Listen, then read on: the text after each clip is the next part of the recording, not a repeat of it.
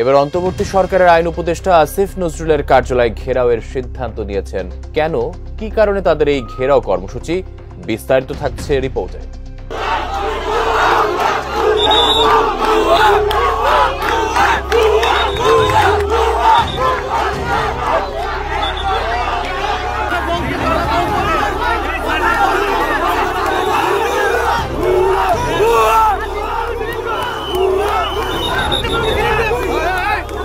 সাতান্নটা লাশ দেখছি, 30 জন কিভাবে মারা যায়।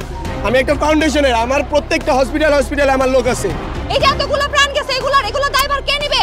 উত্তরায় দুর্ঘটনাস্থল পরিদর্শনে গেলে শিক্ষার্থীদের তোপের মুখে পড়েন আইন উপদেষ্টা। এবার আইন উপদেষ্টা আসিফ নজরুলকে পদত্যাগের দাবি জানালেন সমস্ত ছাত্রছাত্রীরা। মাইলস্টোন স্কুলে মর্মান্তিক দুর্ঘটনার শোক প্রকাশ করছে ছাত্ররা। অন্যদিকে আইন শৃঙ্খলা বাহিনীর সাথে হাতাহাতি হওয়ার পরে শিক্ষা উপদেষ্টাকে পদত্যাগের দাবি জানালেন ছাত্ররা। দেখতে থাকুন ভিডিওতে।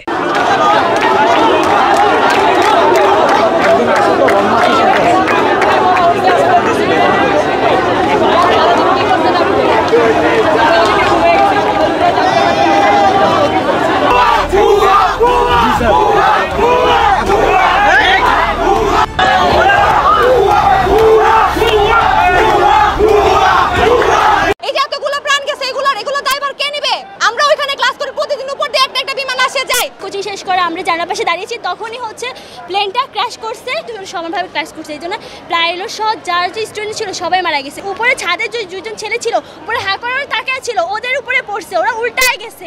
প্রায় 400 ছিল, প্রায় 400। আগুন দেখার পরে ওখানে আর্মিরা চলে আসে, আর্মিরা খুব তাড়াতাড়ি ওখানে চলে আসে, এরপর ফায়ার সার্ভিস আসে। বাচ্চাটা মাথা নিচে পড়ে গেছে। ভাই এগুলা কি আমরা ওইখানে স্ট্রাগল করতেছি যেন আমরা রোগীদেরকে ঢুকাইতে পারি ভিতরে। ওনারা একজন আসছে, একজনের সাথে আরো 50 জনের চারদিক থেকে ঘেরায় নিয়ে আসছে। কেন ভাই? উনি না আসলে কি উনি দুটো ভোট বেশি পাবে? ওনার ভোটের চেয়ে কি দুইটা জীবনের দাম বেশি না? উনি দুইটা জীবনের কথা চিন্তা না